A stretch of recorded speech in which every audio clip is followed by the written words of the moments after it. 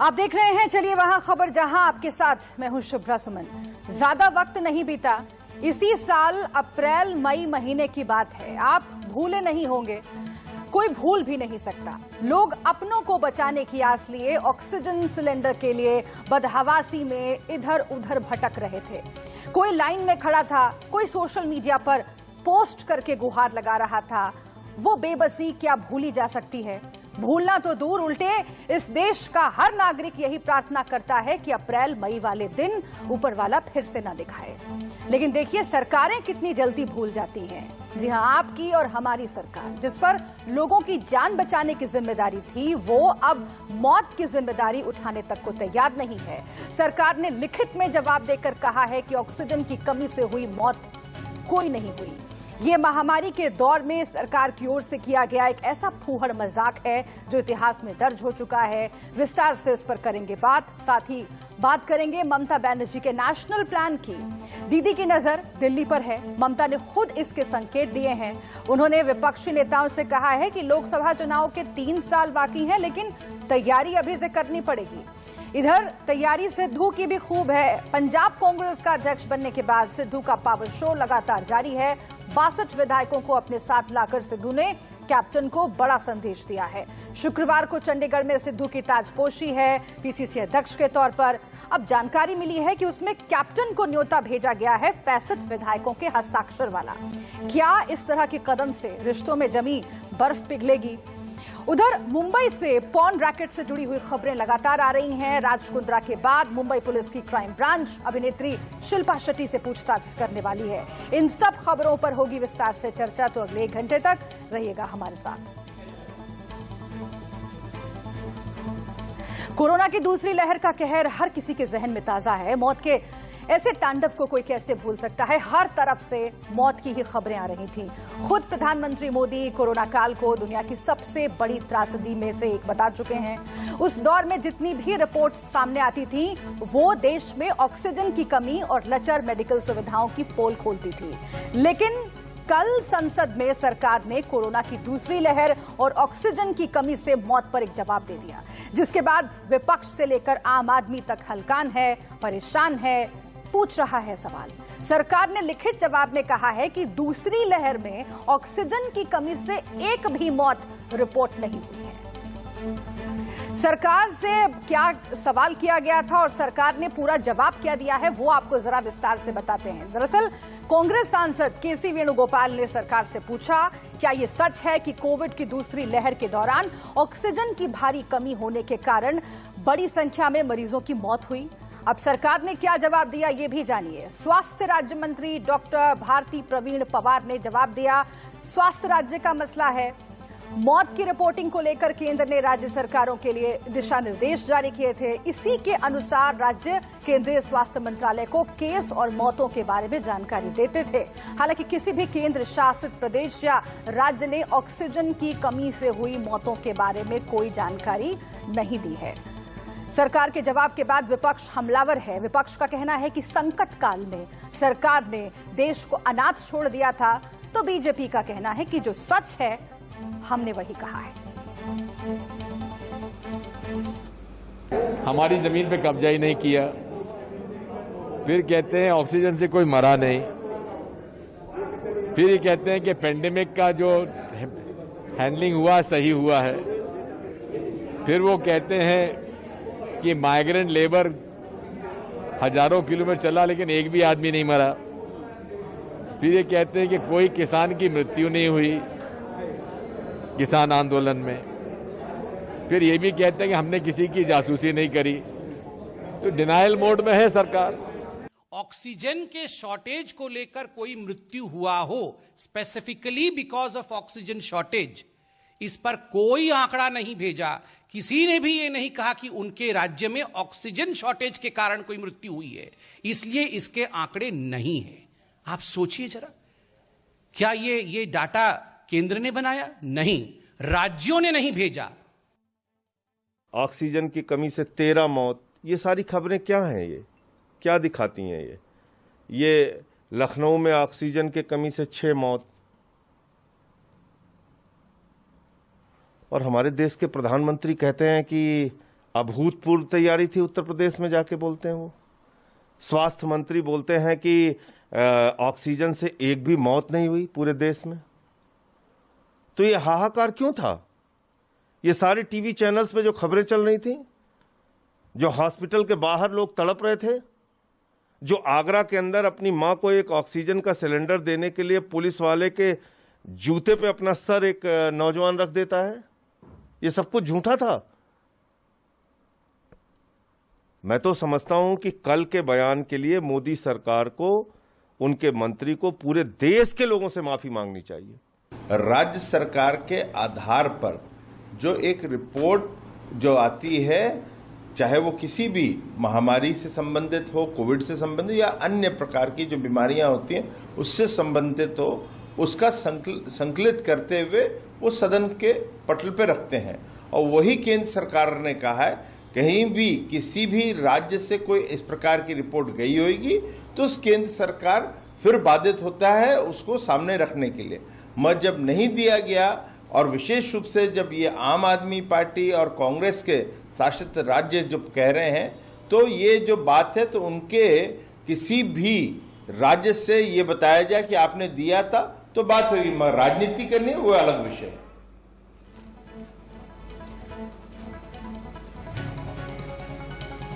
सरकार ऑक्सीजन की कमी से मौत को सीधे सीधे नकार रही है, लेकिन कुछ सबूत हम आपके सामने रखते हैं जो केंद्र के दावों की कलई खोल रहा है। जी हां, 1 मई की तारीख दिल्ली हाईकोर्ट में सुनवाई, दिल्ली के बत्रा अस्पताल का हाईकोर्ट में बयान, ऑक्सीजन की कमी से 12 मरीजों की मौत हुई।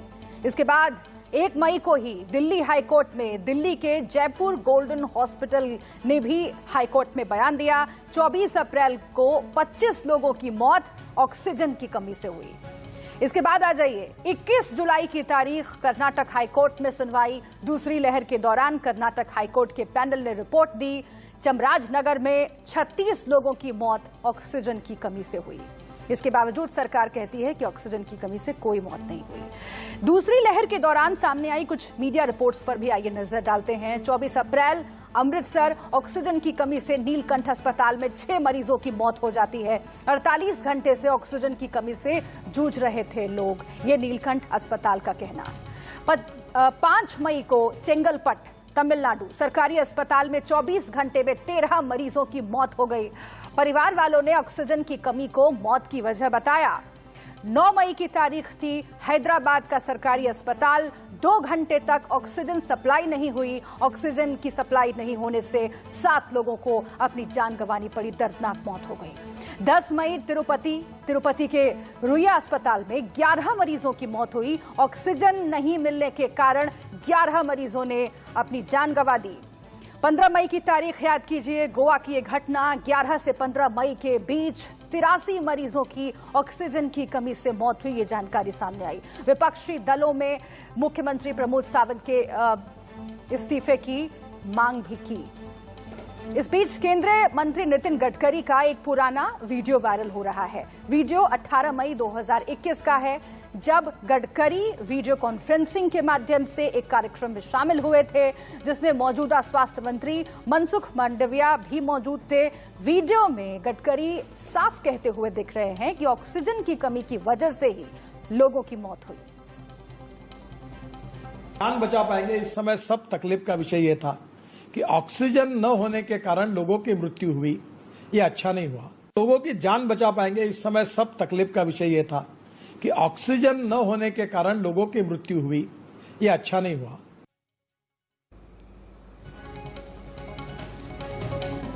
केंद्र ने साफ साफ कह दिया कि राज्यों ने ऑक्सीजन की कमी से एक भी मौत रिपोर्ट नहीं की, यानी केंद्र सीधे सीधे राज्यों पर जिम्मेदारी थोप रहा है। लेकिन राज्यों के स्वास्थ्य मंत्रियों ने क्या कहा है इस मसले पर, वो भी आपको सुनवाते हैं।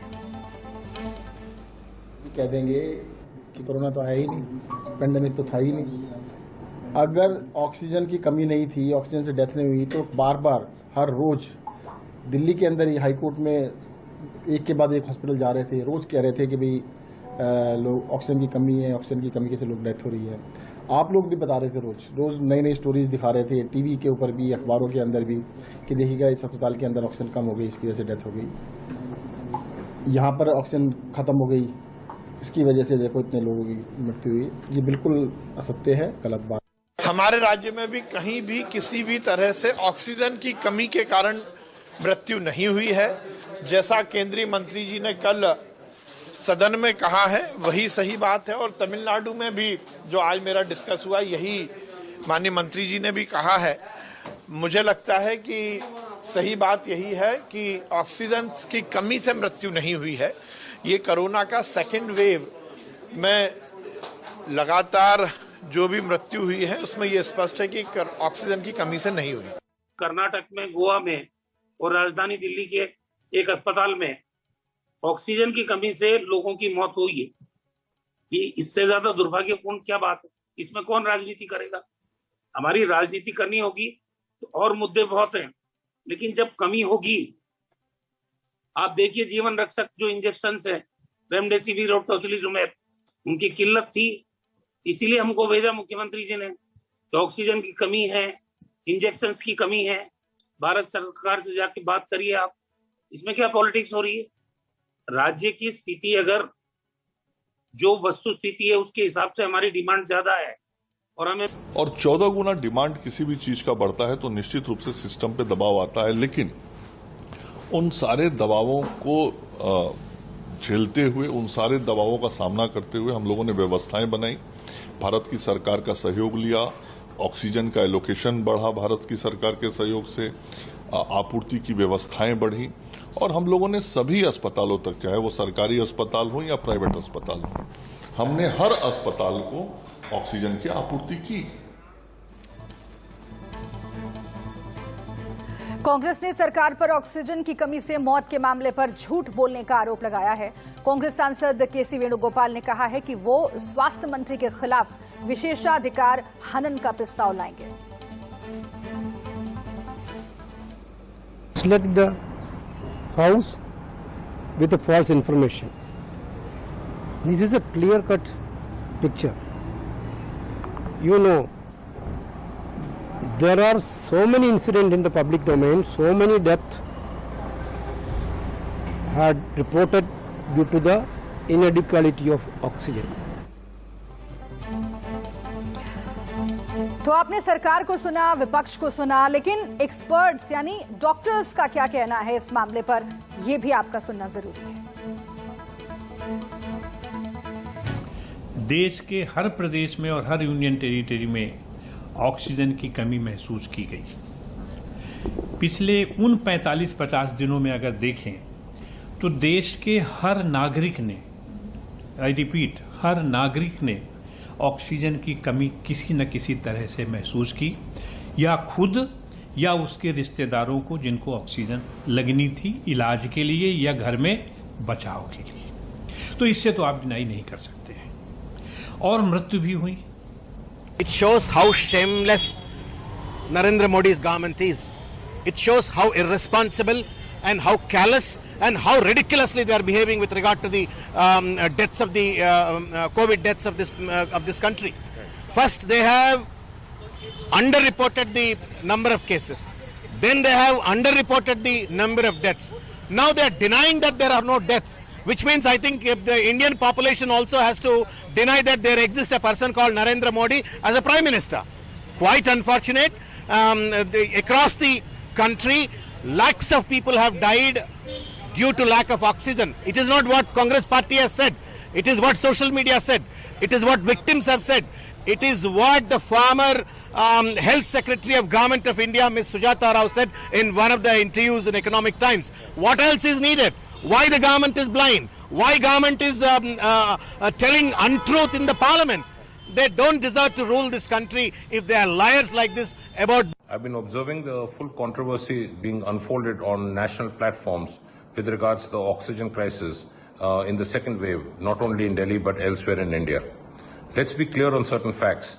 The facts are that health is a state subject. The local logistics, supply, storage and projections of the oxygen is and should have been done by the states. That's unequivocally, absolutely clear.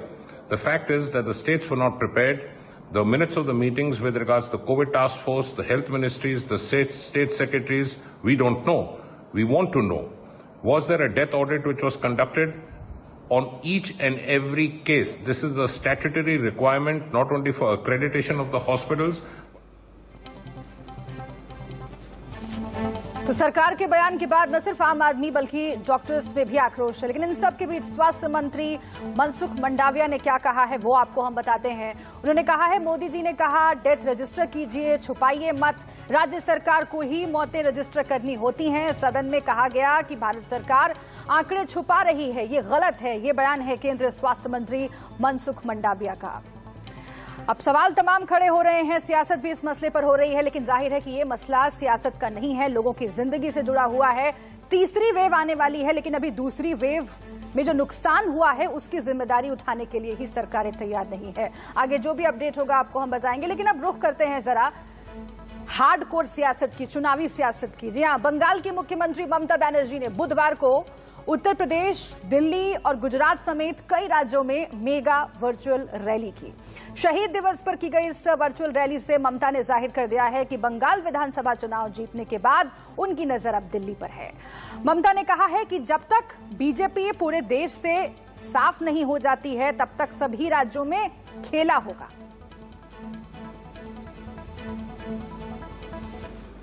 After election, you are shouting for post-poll violence. Nothing happened in post-poll violence.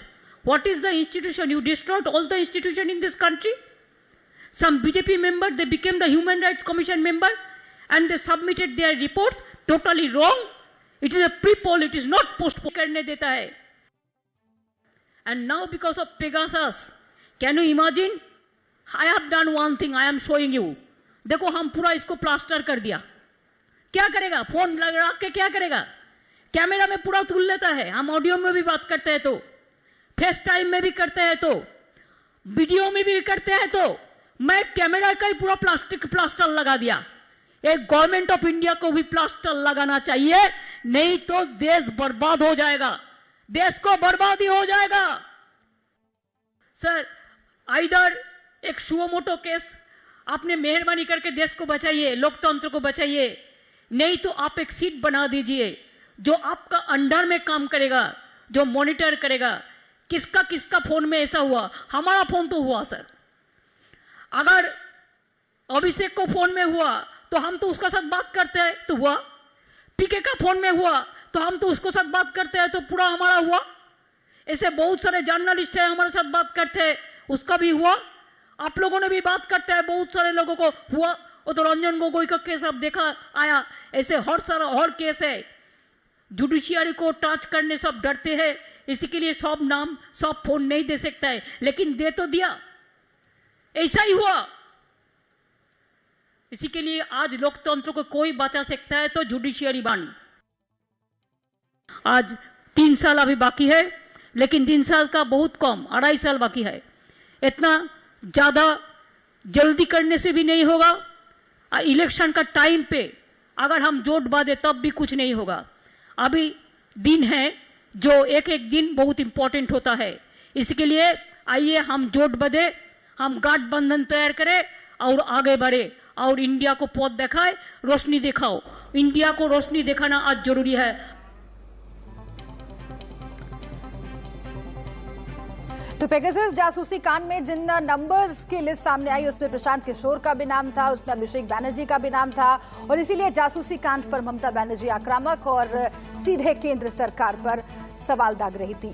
हम रुख कर लेते हैं अपने संवाददाता सब्यसाची का, हमारे साथ जुड़े हुए हैं। सब्यसाची, आपने बंगाल इलेक्शन कवर किया था और बंगाल इलेक्शन के बाद से, उन नतीजों के बाद से ममता बनर्जी के तेवर जो हैं बदल गए हैं।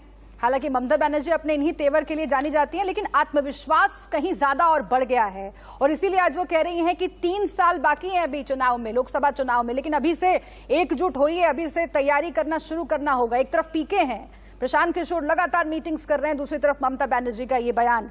जो चेहरे की बात होती है कि अगर एंटी बीजेपी अलायंस होता है तो उसका चेहरा क्या होगा, कौन होगा, क्या इस दिशा में बयान को देखा जाए? जी बिल्कुल, देखिए ममता बनर्जी का जो तेवर है वो पूरी तरीके से बदल चुका है और उसमें आत्मविश्वास काफी झलक रहा है। अगर टीएमसी की बात करें, देखिए क्योंकि 2019 में भी ममता बनर्जी ने ये कोशिश की थी कि जितने सारे ऑपोजिशन है उनको एक साथ लेके आए एक छतरी के अंदर, बट वो नहीं हो पाया उस वक्त, क्योंकि उस वक्त प्रशांत किशोर नहीं थे। और प्रशांत किशोर की एंट्री होने के बाद और पश्चिम बंगाल में जो जिस तरीके से नतीजे निकले, पूरा टीएमसी बहुत इस समय कॉन्फिडेंस में हाई है। और आज भी हमने देखा जहां पे सारे बड़े नेता, दिग्गज नेता जो ऑपोजिशन के थे, चाहे जया बच्चन हो, पी चिदम्बरम हो, शरद पवार हो, सब मौजूद थे। और उन्होंने ममता बनर्जी को माना कि जब हमने पूछा कि क्या ममता बनर्जी ऑपोजिशन को लीड कर सकती है, बहुत सारे नेताओं का कहा कि ममता बनर्जी का जो इनिशिएटिव है ये बहुत अच्छा है और अभी से प्लान करना चाहिए, क्योंकि 2024 के एंड में अगर ये प्लान करते हैं तो उस समय रिजल्ट उनके फेवर में नहीं हो सकता। तो इसी के कारण